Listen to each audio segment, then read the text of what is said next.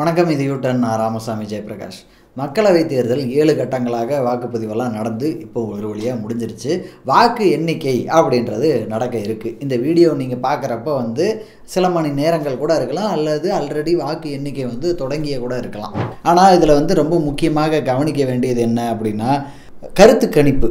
Election முடிஞ்சதுக்கப்புறம் நிறைய கருத்து கணிப்புகள் எல்லாம் வந்திருக்கு. அந்த எல்லா கருத்து கணிப்புகளும் என்ன சொல்லியிருக்கிறாங்க எக்ஸிட் போல்ஸில் அப்படின்னு பார்த்தா, எல்லாமே பெரும்பான்மையாக பிஜேபி ஜெயிக்கும், அதுவும் இல்லாமல் ஏகப்பட்ட சீட்டு ஜெயிக்கும், போன வாட்டியோட அதிக சீட்டு ஜெயிக்கும், 350 ஜெயிக்கும், 360 ஜெயிக்கும், இது மாதிரியாக வேரியிங் நம்பர்ஸில் கொடுக்குறாங்க. பட் எல்லாமே ஓவர்வெல்மிங்லி பாசிட்டிவ் ஃபார் பிஜேபியாகத்தான் இருக்குது. ஏதாவது 1-2 எக்ஸப்ஷன்ஸ் இருக்கலாம். அதை தவிர எல்லாமே பிஜேபியை தான் ப்ரெடிக்ட் பண்ணுறாங்க.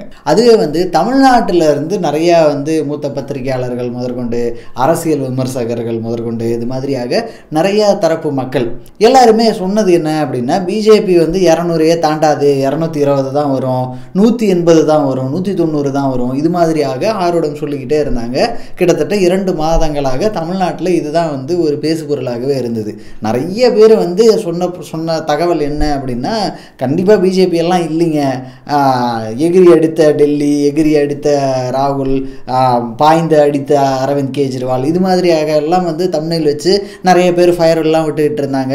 அதை நிறைய லட்சக்கணக்கான பார்வைகள் எல்லாம் கூட ஈர்த்திருந்தது. அந்தளவுக்கு மக்கள்கிட்ட இந்த தகவல் போய் சேர்ந்துருக்கு. ஸோ இப்படி இருக்கிறப்ப இது தமிழ்நாட்டுக்கு மட்டும் கிடையாது, வடநாட்டிலையுமே கூட நிறைய பேர் இதை சொல்லியிருக்காங்க. பரகலா பிரபாகர் அவர் union finance minister Nirmala Sitharaman அவங்களோட கணவர் மற்றும் ஒரு ரெனவுண்டு எக்கானமிஸ்ட்டும் கூட, விமர்சகரும் கூட. ஸோ அப்படி இருக்கிறப்ப அவருமே இந்த தகவலை சொன்னார்.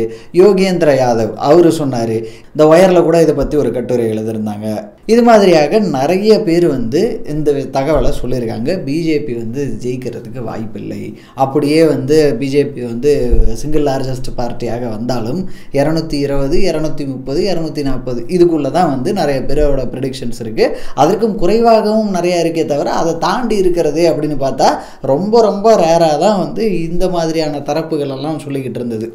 ஆனால் எக்ஸிட் போல்ஸ் அப்படியே அதுக்கு நேர்மாறாக 300க்கு மேலே, 350க்கு மேலே இந்த மாதிரியாக நம்பர்ஸ் கொடுத்துக்கிட்டு இருக்காங்க. தமிழ்நாட்டிலேயே பிஜேபி ஒரு 3 சீட்டு ஜெயிக்கும், 5 சீட்டு ஜெயிக்கும், ஒரு சில எக்ஸிட் போல்ஸ் எல்லாம் இருக்குது 10 சீட்டு ஜெயிக்கும், இந்த மாதிரியாக கொடுக்கறதுக்கெல்லாம் கூட ஆட்கள் இருக்கிறாங்க. இப்போ இந்த எக்ஸிட் போலில் என்ன வருதோ அது நமக்கு தெரியாது. இப்போ பிஜேபி ஜெயிக்கவே ஜெயிக்காது அப்படின்னு சொன்னாங்க இல்லையா, மெஜாரிட்டி கிடைக்காது அப்படின்னு சொன்னாங்க இல்லையா, அது நாளைக்கு வரப்போகுதா ரிசல்ட்டாக, அல்லது 350 அப்படின்னு கொடுக்கப்பட்டிருக்கிற எக்ஸிட் போல்ஸ் அது நடக்க போகுதா அப்படின்றத பற்றியெல்லாம் நமக்கு தெரியாது. அந்த ஸ்பெக்குலேஷனுக்குள்ளே போகவும் யூட்டன் விரும்பவில்லை. ஆனால் ரொம்ப முக்கியமான ஒரு பாயிண்ட் இதில் இருக்குது. என்னென்னா, இவிஎம் மேனிப்புலேஷன். இவிஎம் டேம்பர் பண்ணிட்டாங்க, இவிஎம் முறைகேடு பண்ணி தான் பிஜேபி ஜெயிக்குது இப்படின்ற மாதிரியாக ஒரு வாதம் வர்றதுக்கான வாய்ப்பு இருக்குது. எப்போன்னா பிஜேபி பெரிய அளவுக்கு மெஜாரிட்டி கிடைச்சதுன்னா. அதுவே பிஜேபிக்கு மெஜாரிட்டி கிடைக்கல அப்படின்னா இவிஎம் பற்றி பேச்சே இருக்காது. இப்போ தெலுங்கானா எலெக்ஷனில் கூட அப்படி தான். தெலுங்கானாவில் காங்கிரஸ் ஜெயிச்சதற்கு எக்ஸிட் போல்ஸும் ஒரு சில எக்ஸிட் போல்ஸ் ப்ரெடிக்ட் பண்ணாங்க. அப்போ அது யாருக்கும் தவறாக தெரியல, ஒரு பிரச்சனையாக தெரியல. அதுக்கப்புறம் ஜெயிச்சு வந்ததுக்கப்புறமும் தெலுங்கானாவில் ஜெயிச்சதப்போ இவிஎம் மேனிப்புலேஷன் அப்படின்னு யாரும் சொல்லலை. அதுவே தோத்தா அதை நம்ம சொல்கிறோம் அப்படின்னா அது சரியான ஒரு இதுவாக இருக்காது. நிறையா கட்சிகள் அதை பண்ணுறாங்க, நிறையா விமர்சகர்கள் அந்த மாதிரியான பார்வை கொண்டு இருக்கிறாங்க. இன்னும் நிறைய பொதுமக்கள்கிட்டே இவங்க எல்லாத்த விட பொதுமக்கள்கிட்ட நிறைய இந்த மாதிரியான எண்ணம் கொண்டு போய் சேர்க்கப்பட்டிருக்கு. அப்படி அந்த சரியான ஒரு அணுகுமுறை கிடையாது. ஏன்னா இப்போ ஒரு வேளை எக்ஸிட் போல்ஸில் சொன்ன மாதிரியாக பிஜேபிக்கு ஒரு மெஜாரிட்டி கிடைக்குது, நம்பர்ஸ் வேரி ஆகலாம், 272 அப்படின்னு கரெக்டாக மிட் பாயிண்டில் நின்று கூட பிஜேபிக்கு ஒரு மெஜாரிட்டி கிடைக்குதுன்னு வச்சுப்போம் ஒரு வாதத்துக்கு. உடனே இவிஎம் டேம்பரிங் அப்படின்னு சொன்னால் நம்மளை மாதிரி ஒரு முட்டாள் யாருமே இருக்க முடியாது. ஏன்னா நம்மளே ஏமாத்திக்கிறோம். நம்ம அந்த மாதிரியாக ஒரு சூழ்நிலை இருந்ததுன்னா we are living in denial. என்ன யதார்த்தம், என்ன ஆக்சுவலி நடக்குது அப்படின்றத நம்ம மறுக்கும் நபர்களாக கண்ணை மூடிக்கொண்டு உலகமே இருட்டாக இருக்குது அப்படின்னு சொல்கிற அளவுக்கு மாதிரியான ஆட்களாக நம்ம இருந்துருவோம். ஏன்னா பிஜேபி ஜெயிக்கிறது ஜெயிக்கிறதுக்கு ஒரு முக்கியமான ஃபேக்டர் இருக்குது. பிஜேபியை வந்து நம்பி ஓட்டு போடுற நபர்கள், ஓட்டு போடும் ஆட்கள் எல்லாருமே வந்து பெரும்பான்மையான மக்கள் வந்து மனப்பூர்வமாக அவங்க பேசுகிற, அவங்க சொல்கிற பிரச்சாரங்களை, அவங்க வைக்கும் வாதங்களை ஏற்றுக்கிறாங்க. இஸ்லாமியர்களால் ஆபத்து இந்துக்களுக்கு அப்படின்றத நம்பும் மக்களாக இருக்கிறாங்க. உலக நாடுகளெல்லாம் சேர்ந்து இந்தியாவுக்கு எதிராக சதி பண்ணுது, மோடிக்கு எதிராக சதி பண்ணுது அப்படின்றத நம்பும் ஆட்களாக இருக்கிறாங்க. மோடி வந்து என்ன சொன்னாலும் அது அப்படியே உண்மைதான், மோடி உண்மையை தவிர வேறு எதுவுமே பேச மாட்டார் அப்படின்றத அப்படியே ஏற்றுக்கொள்ளும் ஆட்களாக இருக்கிறாங்க. இது மாதிரியாக நிறைய பேர் இருக்கிறாங்க. மெஜாரிட்டி பிஜேபிக்கு ஓட்டு போடும் ஆட்களில் மெஜாரிட்டி இப்படி தான் இந்துத்துவாவை ஏற்றுக்கிட்டவங்க அப்படின்றவங்க அங்கே பிரதானமாக இருக்கிறாங்க. அப்படி இருக்கிறப்போ இந்த பிரச்சாரங்கள் பிஜேபி இப்போ வச்சுருந்தது இந்த எலெக்ஷன்லேயே வந்து ரொம்ப இதுவரைக்கும் இல்லாத அளவுக்கு ஒரு மத வெறுப்பு பிரச்சாரம் கொண்ட களமாக ஒரு தேர்தலாக இந்த தேர்தல் இருந்தது. நரேந்திர மோடியே வந்து அவ்வளவு மோசமான பிரச்சாரங்களை எல்லாம் மேற்கொண்டார். இதில் இன்னொரு குரூப்பும் இருக்குது. அவங்க யார் அப்படின்னா, மோடி வந்து ஒரு சிவிலைசேஷனல் ஹீரோ, சிவிலைசேஷனல் சேவியர். அவர் வந்து 1000 ஆண்டுகள் 2000 ஆண்டுகளில் வராத இருந்து இப்போ வந்திருக்கும் ஒரு மாமணி. அவர் வந்து இந்த சிவிலைசேஷனே மீட்டெடுக்க வந்திருக்கிறார். பாரதிய சிவிலைசேஷன் ஒன்று இருக்குது. அந்த பாரதிய சிவிலைசேஷனை மீட்டெடுக்க வந்திருக்கும் ஒரு அக்மார்க் பாரதியா இவர் அப்படின்னெல்லாம் வந்து சொல்லிக்கிட்டு இருக்காங்க. இப்போ பாரதிய சிவிலைசேஷன் அப்படின்னு ஒன்று இருக்கா அப்படின்னு கேட்டால் அது வந்து நம்ம அந்த வார்த்தையில் இருக்கான்னா நம்ம சொல்ல முடியாது. ஏன்னா இண்டஸ் வேலி சிவிலைசேஷன் இருந்தது, ஹரப்பா மொஹஞ்சதாரோ, இது மாதிரியாகலாம் நிறையா சொல்கிறாங்க இல்லையா. இது மாதிரியாக நிறைய சிவிலைசேஷன்லாம் இருக்குது. சுமேரிய நாகரிகம் இருந்திருக்கு. இப்போ நம்ம தமிழ்நாட்டில், தென் தமிழ்நாட்டில் அப்படின்னா வந்து இப்போ நம்ம சொல்ல முடியுது. கீழடி இதெல்லாம் வந்து இப்போது அகழ்வாராய்ச்சி மூலமாக கண்டுபிடிக்கப்பட்டதுக்கப்புறம் இப்போ நம்ம சொல்ல முடியுது தமிழர் நாகரிகம்னு ஒன்று இருந்திருக்கு, இல்லது திராவிட நாகரிகம்னு ஒன்று இருந்திருக்கு. இது மாதிரியாக நிறைய விஷயங்கள் சொல்கிறோம். இப்போது இது மாதிரி பிரித்து தனித்தனியாக எல்லாம் இருந்திருக்கு. இந்த இடத்துல, இந்த நிலப்பரப்பில் எல்லாம் எக்ஸிஸ்ட் ஆகிருக்கு. சில இது வந்து ஒரு சில சிவிலைசேஷனுக்கு முந்தையது, சில நாகரிகம் வந்து மற்ற சிவிலைசேஷனை விட பிந்தையது. இந்த மாதிரியாக எல்லாம் வந்து நிறையா சொல்ல முடியுது. அதுக்கப்புறம் வந்து நிறைய இங்கே பேரரசுகள் உருவாச்சு. இது எல்லாமே வந்து எக்ஸிஸ்ட் ஆகிக்கிட்டெல்லாம் இருந்தது. அந்த மாதிரியாக இருந்ததே தவிர இது எல்லாமே வந்து ஒரே கல்ச்சராக, அதுவும் பாரதிய சிவிலைசேஷன் அப்படின்ற பெயர்ல எல்லாம் இயங்குச்சா அப்படின்னு பார்த்தா அதெல்லாம் கிடையாது. ஆனால் அந்த மாதிரியாக ஒன்று இருந்தது. அது வந்து ஒரு மாபெரும் பொக்கிஷமான காலம். அப்படியே பாலாரும் தேனாரும் ஓடி எங்கே வந்து பார்த்தாலுமே வந்து தங்கமும் வைரமும் வைடூரியமும் இருந்த காலகட்டம் அது. அவ்வளவு வளம், அவ்வளவு செல்வம், அந்த மாதிரியாக நம்ம வந்து சூப்பராக இருந்தோம். இப்போ வந்து ரொம்ப மோசமான நிலையில் இருக்கிறோம். இதுக்கு எல்லாத்துக்கும் காரணம் இஸ்லாமியர்கள் தான், அதுக்கப்புறம் வந்த வெள்ளையர்கள் தான். அதனால் இதை வந்து நம்ம மீட்டெடுக்கிறதுக்கு, இவ்வளவு பெரிய சிவிலைசேஷனை வந்து மீட்டெடுத்து மீண்டும் பழைய நிலைக்கு கொண்டு வரக்கூடிய நபர் வந்து நரேந்திர மோடி தான். அவர் தான் வந்து நம்மளை மறுபடியும் அந்த இதுக்கு கொண்டு போக போகிறாரு. அதற்கான வேலையை அவர் செஞ்சுக்கிட்டு இருக்காரு. அதனால தான் அவர் சொல்கிறாரு 1000 ஆண்டு காலத்துக்கான திட்டம் அப்படின்றத அப்படியே ஏற்றுக்கிற, அப்படியே நம்புகிற ஒரு கூட்டம் இருக்குது. அந்த கூட்டத்தோட ஓட்டுகளை அப்படியே வந்து சிந்தாமல் சிதறாமல் அறுவடை பண்ணுறதுக்கு தான் வந்து அவ்வளவு மதவெறி பிரச்சாரமாக இந்த வாட்டி எலெக்ஷன் கேம்பெயினை வந்து பிஜேபி நடத்துனாங்க. மோடியும் அந்த மாதிரி நடத்தினார். அப்படி அதையும் மீறி இதை வந்து இந்த டைம் அவங்க ஜெயிக்கிறாங்க, பிஜேபி ஜெயிக்குது அப்படின்னா அதை வந்து அவ்வளவு பேர், எவ்வளோ பேர் ஓட்டு போடுறாங்களோ, மெஜாரிட்டியே கிடைக்கலன்னா கூட வச்சுப்போமே, மெஜாரிட்டி கிடைச்சாதான் அப்படின்றது கிடையாது. ஒரு பேச்சுக்கு 220 சீட்டு தான் வந்து பிஜேபி ஜெயிக்குது அப்படின்னு வச்சுக்கிட்டா கூட 220 சீட்டுக்கு அந்த ஜெயிக்கிற அளவுக்கு மக்கள் ஓட்டு போட்டிருக்காங்க இல்லையா. அது it could vary, something like 20% மக்களோ, 25% மக்களோ, 30% மக்களோ, எத்தனையோ % மக்கள் வந்து பிஜேபிக்கு ஓட்டு போட்டிருப்பாங்கல்ல.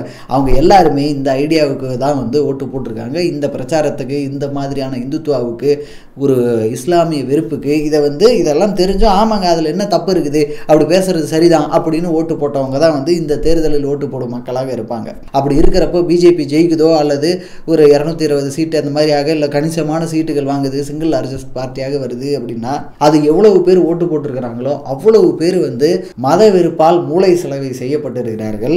அவங்கள வந்து எப்படி மறுபடியும் வந்து அந்த வெறுப்பு, அவங்களுக்குள்ள இருக்கிற வெறுப்பு எல்லாம் நம்ம வெளியே எடுக்க போகிறோம், அதுக்கு வந்து கவுண்டர் மெஷர்ஸ் என்ன அப்படின்றது இந்தியா கட்சிகள், இந்தியா கூட்டணியில் இருக்கும் கட்சிகள் கிட்ட அதுக்கு ஒரு விஷன் இருக்கா, அதுக்கு ஒரு வேலை திட்டம் இருக்கா அப்படின்னா இந்த மொமெண்ட்டில் அந்த மாதிரியாக தெரியவில்லை. மேபி வந்து ஃபியூச்சரில் ஏதாவது டிவைஸ் பண்ணலாம், but at this moment vision இருக்கிற மாதிரியும் தெரியல.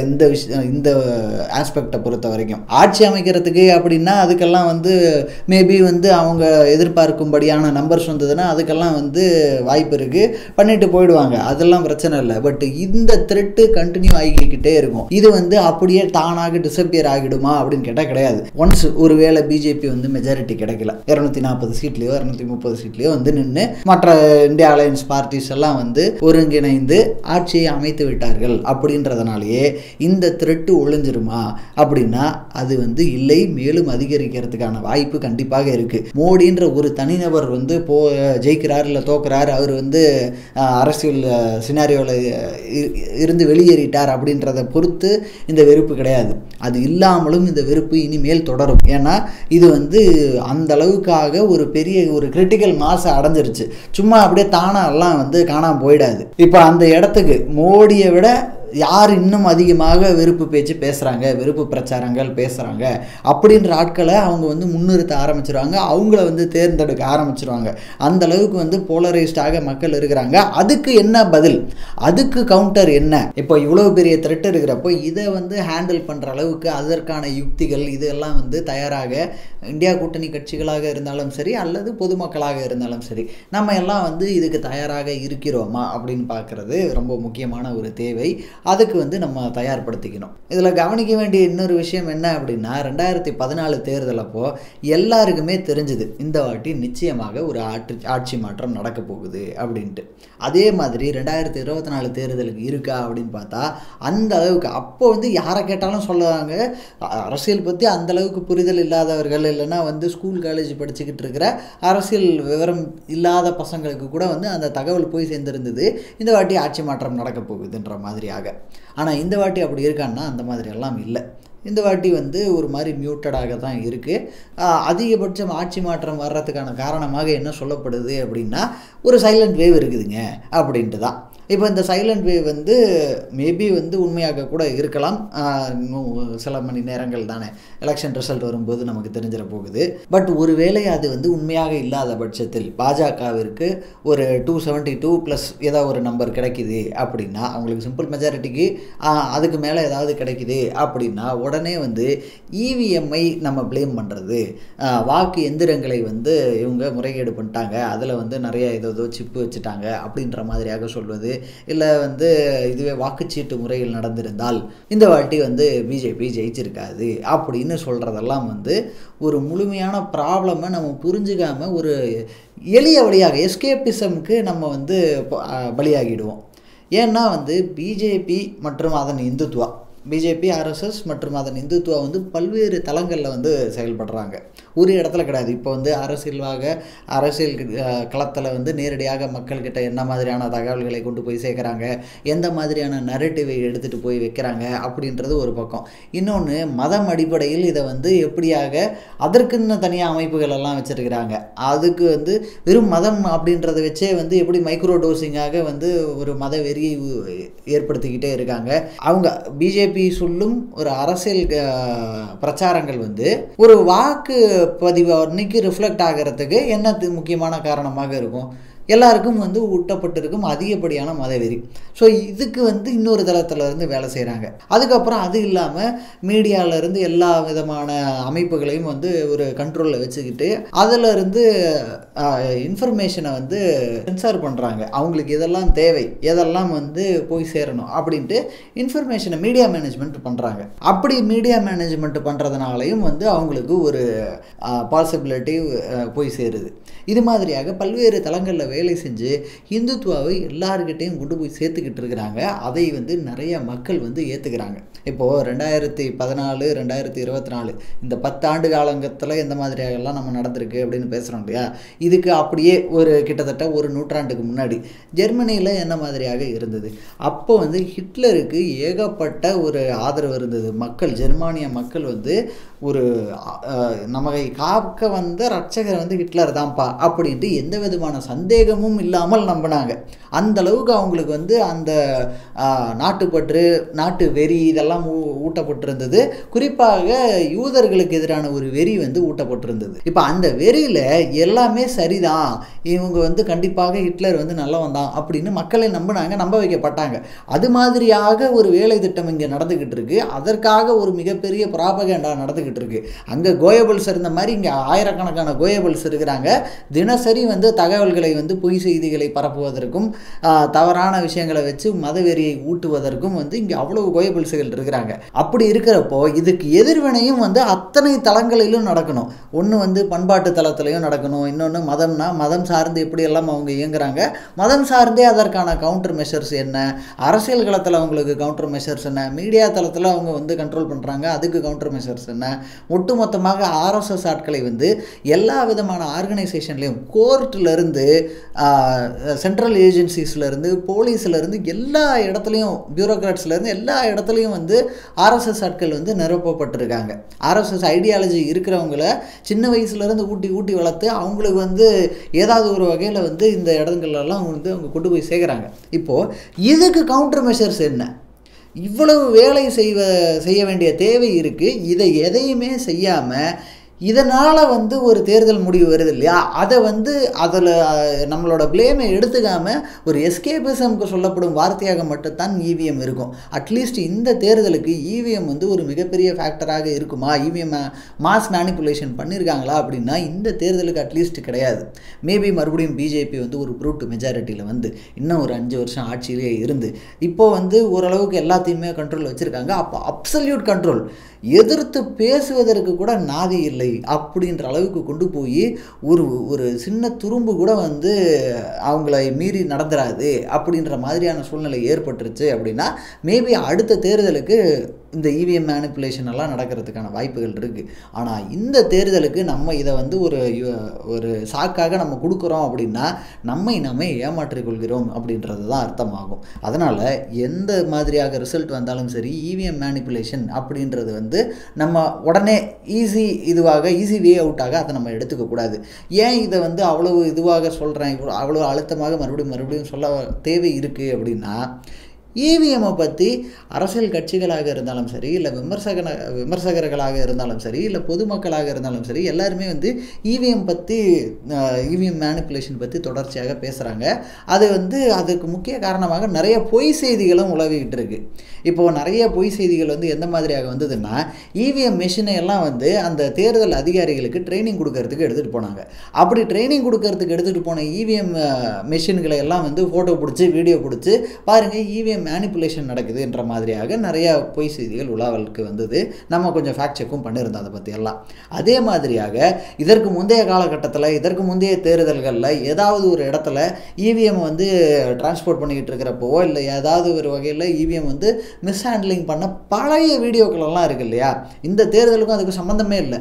அந்த மாதிரியாக இருக்கும் வீடியோக்களை எல்லாம் எடுத்து கூட வந்து பிஜேபி இவிஎம்ஐ வந்து இந்த மாதிரி பண்ணிட்டாங்க அப்படின்னு ஒரு பொய் செய்தி வந்து பரப்பப்பட்டுக்கிட்டு இருக்கு.